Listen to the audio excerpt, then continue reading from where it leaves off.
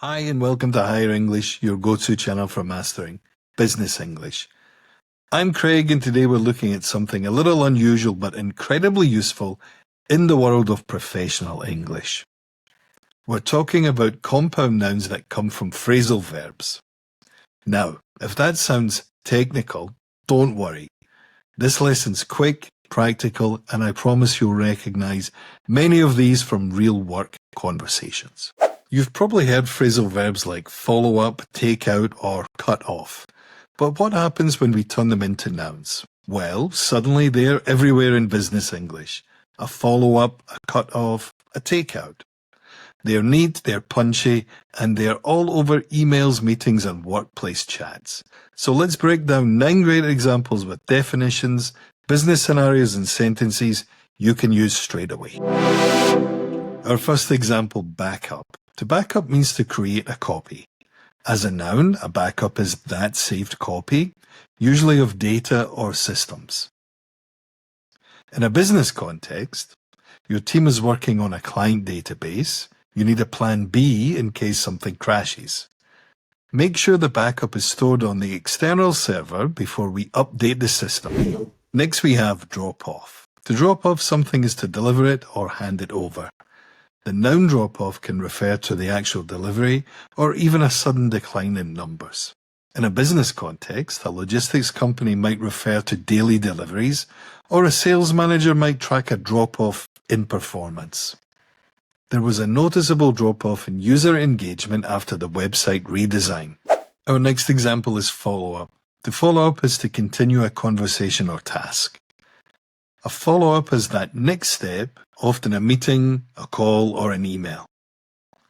In a business context, you finish a first-round interview and need to arrange the second stage. Let's schedule a follow-up next week to go over the project details. It's short, sharp, and very professional. Moving on to takeout. Now, takeout can mean to remove or extract. But a takeout in business often refers to something that's been extracted or gained. In American English, it can mean food, yes, but in business, it's your main insight. In a business context, you've just finished a meeting. What did you learn? The key takeout from the session is that we need to adjust the marketing strategy. It's a great way to summarize the takeout point without sounding too cliché. Next up, cut off. To cut off means to stop or limit something. A cut off is the deadline or the final point after which something won't be accepted.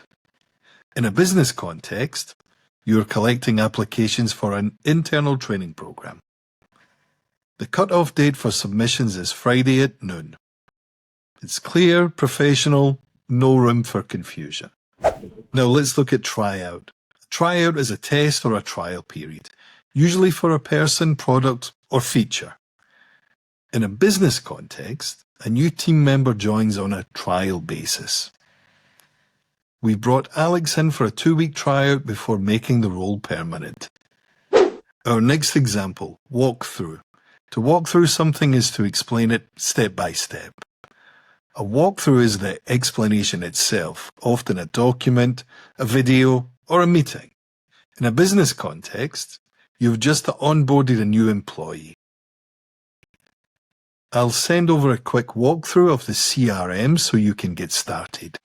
Hold up is our next example. This one's easy to guess. A hold up is a delay, often unexpected.